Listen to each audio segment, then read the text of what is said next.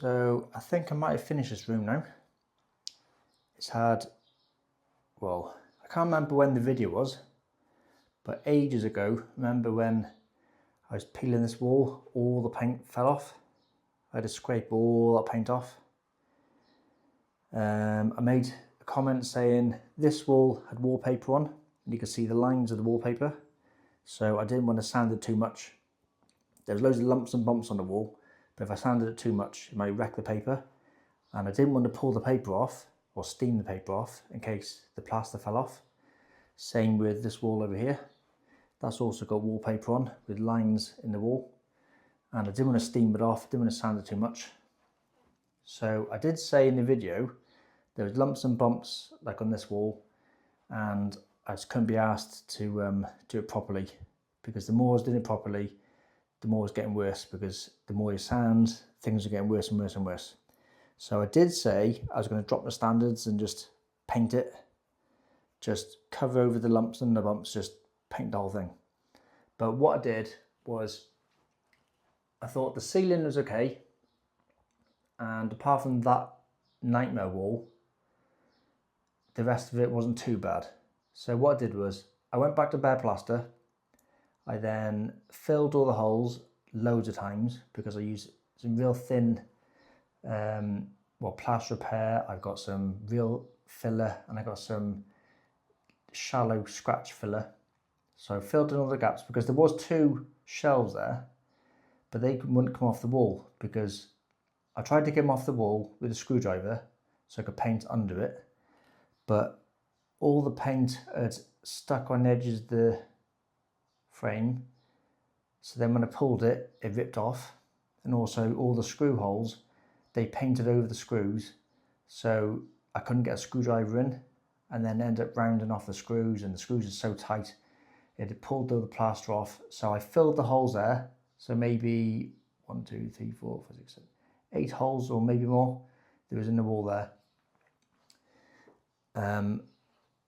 I got some filler and I put it along the wallpaper joints, and I sanded it and tried to get rid of the holes.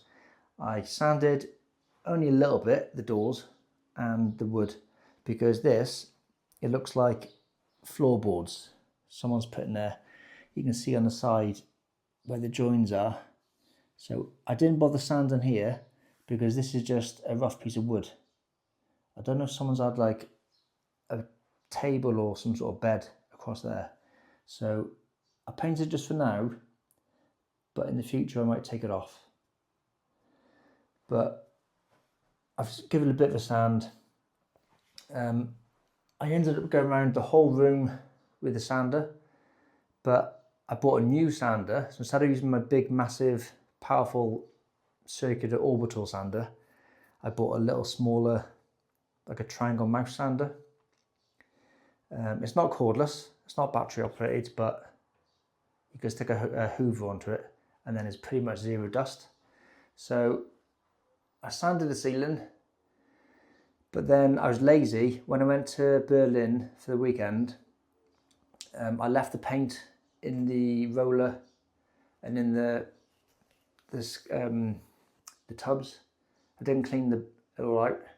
I thought it'd be okay. Went to roll this section, and there was lumps in the ceiling. So I had to sand that again, and then I had to, I think it was only undercoat primer paint, but I had to sand it, which made more mess. So it was like starting again. So I managed to get the ceiling somewhat good. Just bugs and spiders at the moment. It's pretty good. There's no visible lines where the plasterboards meet. There is a couple of little bumps. I can't really see any at the moment. Maybe there somewhere. A couple of little bumps, but otherwise it's pretty good. I'm happy with the ceiling. Then the walls. So there's a couple of minor little bumps. If I really zoom in, there's a little bump there. I think that's under the paper though.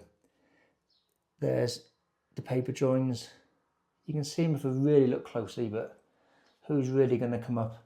It's my house anyway. There's the joins of the paper. there's not a lot you can do with that because I've tried sanding it, tried filling it, and the more you sand it, the more it gets worse. So I've left it as that. This wall here, there is slight couple of lumps and bumps, but it's pretty good. What else I did was around the edges, I got a Stanley knife and I cut the edge of the paint, so I didn't have to pull this paint off. But then I had some Zinsser Peel Stop paint. I think it's like PVA glue with a bit of white in it, and it soaks into the paint and the plaster and everything next to it, and then you press it and it basically sticks it down. So I went on the edges. I didn't peel the paint off the insides of the window frame, so I just painted it with that peel paint, and then hopefully I think it's pretty good. Nothing's peeled off since that. I'm not really happy about the windows. I can see that's not a straight line there, but what it is, whoever's done the painting before me is painted all the way on the window frame to about there. So what I need to do is get a scraper and scrape off the paint. So I can cut that neater line. I can scrape off the paint, but it's going to take ages to do that because you don't want to scratch the window frame too much. I've sanded roughly the windowsill today, and I've done a coat of Zinsser primer and a coat of Dulux satin. I've also done Zinsser primer on there because I sanded it down a couple of bare bits. So Zinsser primered it. I've also primed that and the doors and that part of this door frame there. Actually, and that bit there. So that's been primered and satined. That is primered, satined. The windowsill is primered, satined. The walls, I did loads of coats because I did undercoat primer because it's bare. Well, first of all, I did that wall was a mist coat. So basically, a really watered down, watery coat. Then a second one was a bit less watery, then a bit less watery, until eventually I did a whole room with just undercoat primer. I think I did 2 coats of that because you could still see the circles where I'd filled and sanded. So I did 2 coats of that, and then it's had 2 coats of this. It's Malt Chocolate Dulux. It's the Easy Care wipeable paint. It says it's 10 times stronger, so you can like wipe it without it coming off on the sponge. But it's still emulsion, it still is matte, but it's wipeable. But I had to go and get another tin yesterday because I thought it was going to run out. But then I've got probably 90% left of the second tin. So not enough to do one whole room with one tin. But then I got too much. So it's actually not bad. I'm quite happy. The only things I'm not happy about is obviously that wood isn't really smooth. I could be there forever sanding it, but what's the point? Them doors, they're not really smooth, it's just someone's made them with a bit of plyboard, I think. The door frames, I gave them a bit of a sand today because whoever's painted it before with the brush has made a real thick brush marks. So I've sanded it, I primed it. You'll remember before I got the day before I got the carpets in, I did a coat of the skirting boards already. So they've had a coat of satin on them. So I'm probably not going to sand them because it's too close to the carpet and you got dust and scratch the carpet. But what I might do, because when they've had new radiator, they have marked the skirting board there. So I might put some fog tape on my carpet, the green stuff, and then go around with a bit of satin, just one coat, just to brighten it up before I put all the beds and stuff in. Might as well. The plug sockets still need tightening up, so I'll give them a bit of wipe because even though I haven't painted on them, there'll still be flickers of paint from the ceiling and the walls. But apart from that, it's not too bad. The don't use tape for ceilings, that's just cutting in. But the wall isn't perfectly straight towards the ceiling, so it's not going to be a perfect straight line. But that's pretty good. No, there's no paint on the ceiling. Not perfectly straight, but I've just followed the lumps and bumps of the wall. I've still got to put the curtain pole back up. So there's 2 screws there, 2 screws there, and 2 here. But I remember, for some reason, when I drilled into the wall, the masonry drill bit slipped. So I can remember the second hole for there is a bit off center, but the bracket still goes up. So what I might have to do is carefully drill a new hole.